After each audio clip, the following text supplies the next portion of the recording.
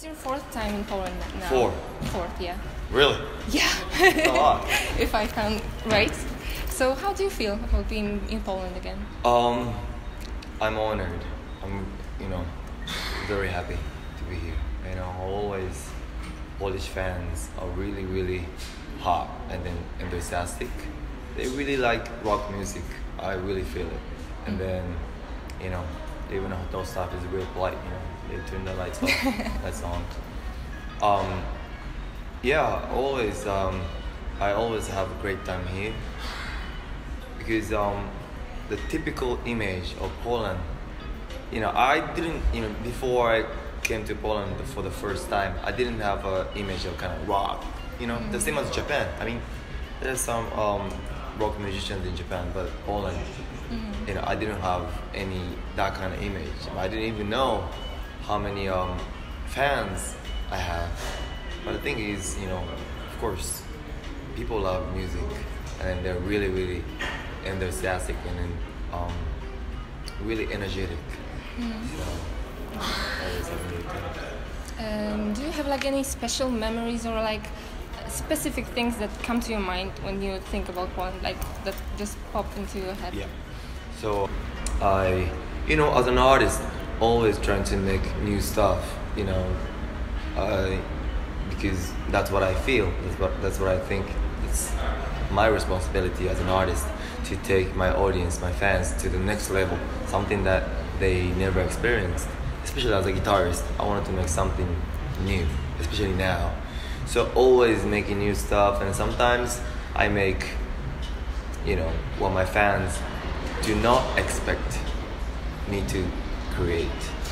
So every time when I play old music, old songs, it's pretty special for me and the audience as well. And then maybe for the first time or the second time in Poland, when I performed one of my old tracks, Selfish Love.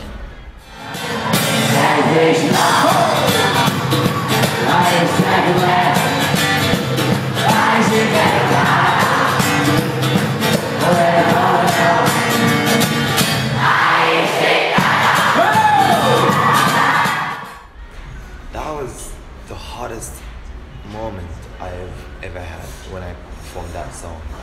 I don't know how to describe it. It's really, really, the energy level was really high, and then we became one, just really, really strongly united. I was really happy to play that song because, that energy, the energy from the audience is really, really important at every show. So at that moment, I was blown away by my Polish fans. I actually have been there, and I remember we were singing very loud. You were there? Yeah, of course. Do you like when fans sing along, or you're just annoyed that they are interrupting you? No, I love it. I love it. That's what I mean when I say we cannot make a show special without the audience. We are making the show all together. So the energy and also the voice from the audience, from the floor, is really, really crucial for us. So we are professional performers, musicians. Always take care of our health condition. Even on a tough road, we do perfectly. But also we are human beings, and we get affected by the audience. If the energy level from the audience is really high, we get affected, and we go higher as well. So it's a mutual kind of energy exchange. And then that moment I strongly remember that moment, and I was really, really happy. So on your latest album, Samurai Sessions Volume 2, you worked with many different artists with different styles, but you still managed to create a very consistent album. What was the most challenging thing in the creation process? Collaboration, always need to make sure the timeline and then the direction of the creation is okay. So it's, of course, it's harder than creating something by ourselves. But at the same time, there are always chemistry during the session. So especially now, I don't know how my fans, my core strong fans might feel, but as a guitarist, I want to kind of find new path as a guitarist, as a rock star, because rock star is not shining in this generation. So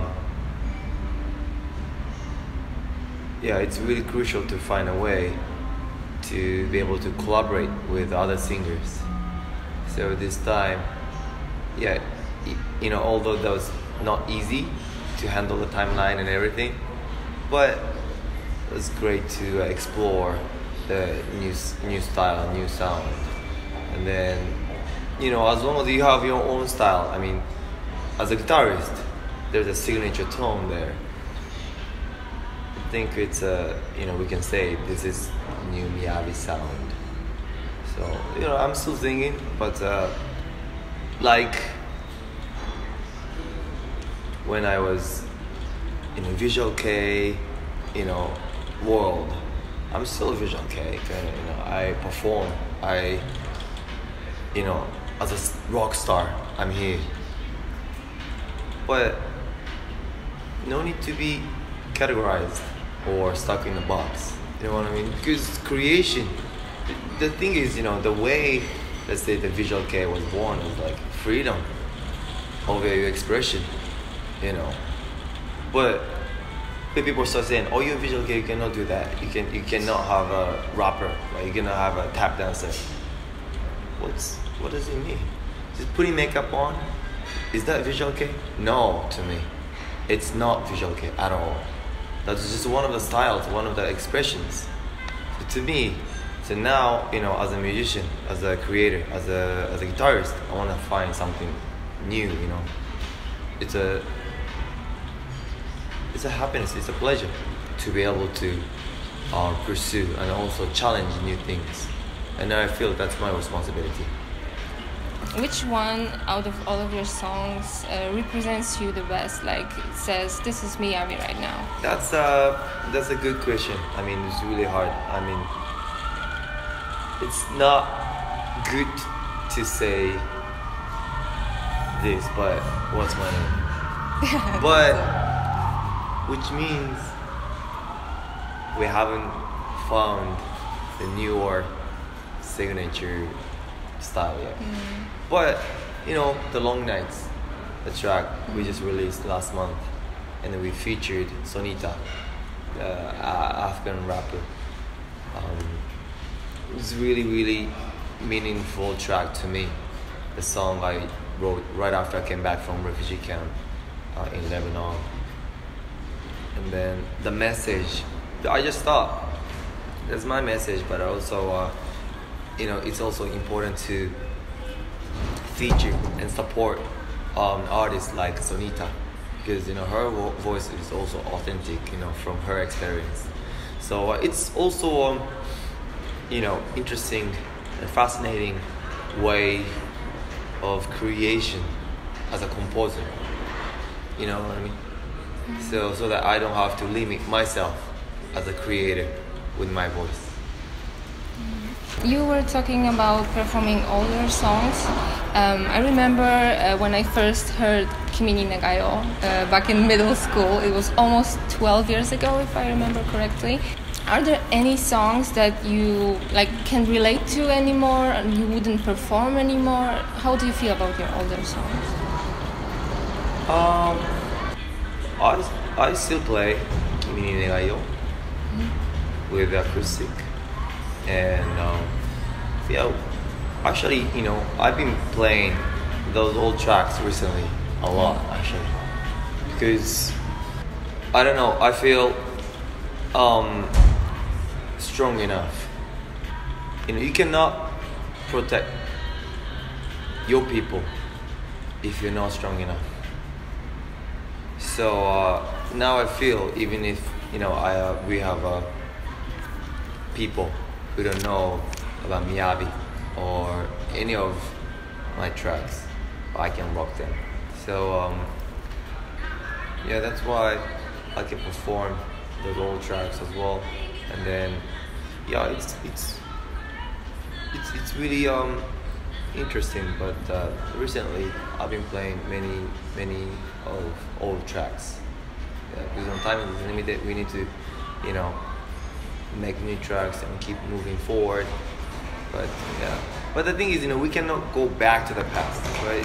Playing old tracks doesn't mean that we go back to the past, as long as we see the future. That's the key, you know. I don't want to just keep playing old tracks and that was good. It's good, of course. I'm not saying that, you know, I forget the past. That's also a great achievement. It's also important. Without that, we wouldn't be here. But you know, we need to face the future. We need to face tomorrow. Yeah. So we saw you on the big screen in Unbroken and then Kong the Skull Island. And this year we are already expecting to see you in two another movies, right? Bleach and Gangoose. What is it about acting that you like the most, that makes you want to keep doing it? Fun. It's really fun. I mean, you know, especially villain. Mm-hmm. You know, bad boy, bad guy in a film. You know, many layers of humanity. You know, to get to that level. You know what I mean?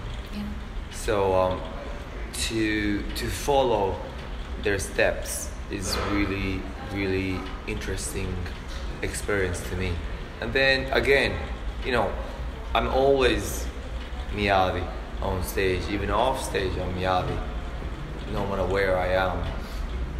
But in a screen, I can be somebody else, and it's also a really interesting experience. You know, I learn somebody else, you know, and in their life, you know, why they get to that point, and then also it gives me more capacity through the experience to portray other people. Yeah, and then but the expression-wise, it's really similar to perform on stage. So you know, we perform in front of the camera like this, a different way, but the same. You know, it's all about expression and message. So always, it's always important to hold on to the message of the creation you're in. What's the story? Why are you there? Why I am villain in this story? Why I'm needed? So it's fun, and also the music, acting, fashion, really close. You know, as an entertainment. So and now I'm doing humanitarian work activity. So those three things are really important to explore the new world.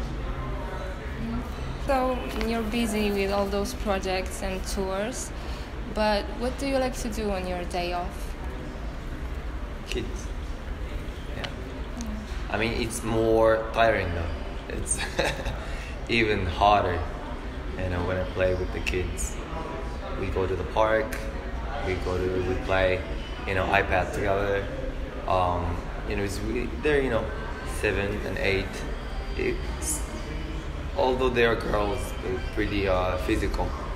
So we play badminton, soccer, basketball. I teach them how to do Miyavi jam. Yeah. And then we just chill. I just, you know, go to the gym, maintain. Yeah, gym.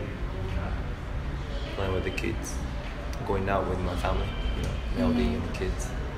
That's actually, I don't have that kind of the idea of day off. You know, this is my day off. You know, I don't. So the thing is, if you're really active, physically or mentally, so even if you're really busy physically, let's say the travel day, So today is travel day. From we're done. We already came to Warsaw, but let's say when we had a show in Paris, and the next day I had meeting in Paris, and then also flew to London. So, but physically busy, getting on a plane, and then just get to London. But if I can let myself take a rest mentally, you know what I mean? I'm taking a rest. So now I'm talking, but my body is resting. So even when I'm talking to you like this, if I close my eyes, I'm resting. I'm letting my eyes rest. I'm not using my eyes. So something like that. So that's what I'm saying. Even on a day off, when I play with the kids, it's hard. It's not easy. Travel day like this is even easier. I went to the gym, but when I play with the kids, I cannot go to the gym. It's physical, but mentally, I feel it. So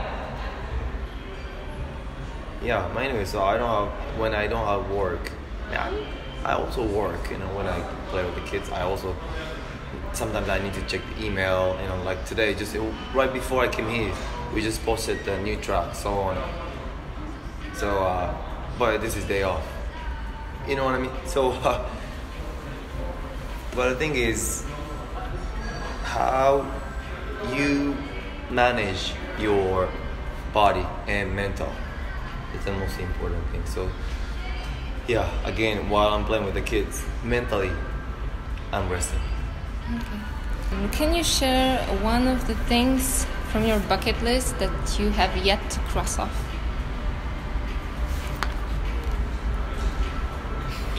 I don't want to say that. Yeah, just one thing came up, but secret. Because I'm trying to make it happen very soon. Okay. Yeah, but any trivial things, simple things you want to do? I don't know. I'm thinking to buy travel pillow. Oh. And travel guitar. And because I have everything I need on the tour. Yoga mat, the powders for smoothie I make every morning, and even army knife so I can cut the fruits for the offering for prayer. What else? Two TRX for training in my room. But I just started because I don't sit down on a chair. I don't use a chair. I don't trust chair usually. I always trust the ground.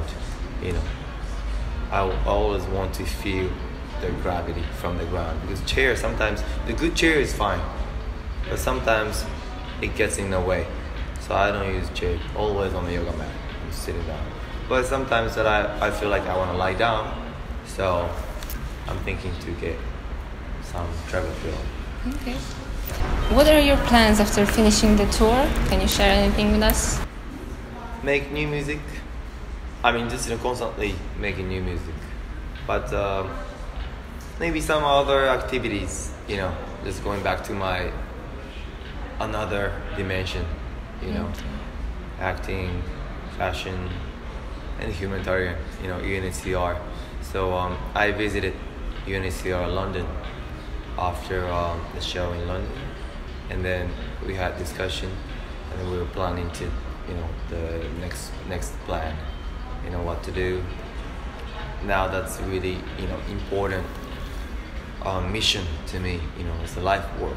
We don't get paid, we don't get money, but to me it's a destination, so that I can become more famous. That's my motivation. The more famous I get, the more things I can do, even as an ambassador. More people listen to me. Yeah, but sometimes, the more I say, the more people don't want to listen to it. But, still, once I've seen it, I witnessed what's happening there, I cannot ignore. I cannot, yeah, I cannot stop myself dealing with it, or because that's our issue. You know, it's not only their issue. I mean, refugee crisis. I'm talking about. So, what's the situation, the refugee crisis in Poland? Do you guys accept many refugees, or what's the thing? I think we are not that open as other countries, I like see. I don't know, Germany, France. I think we're Yeah, not yeah. that Germany open. is really, really generous. Yeah. You know, but at the same time, there's there are always issues.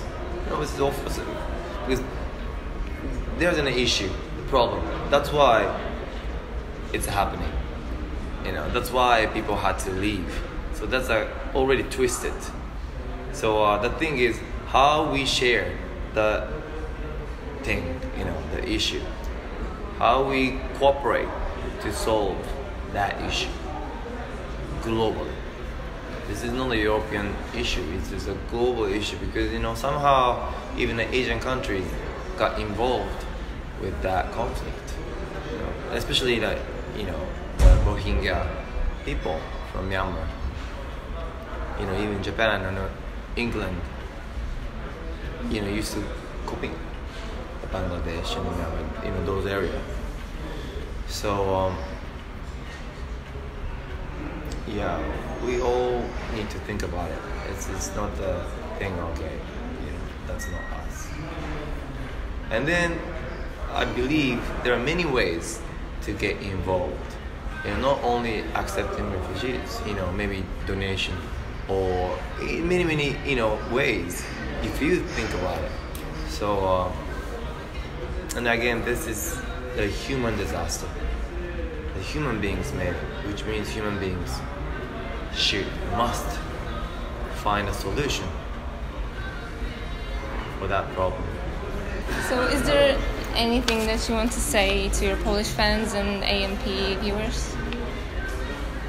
You know, first of all, I really, really appreciate, you know, your support, and also, again, I really, you know, feel responsible as an artist to make a new ground with you.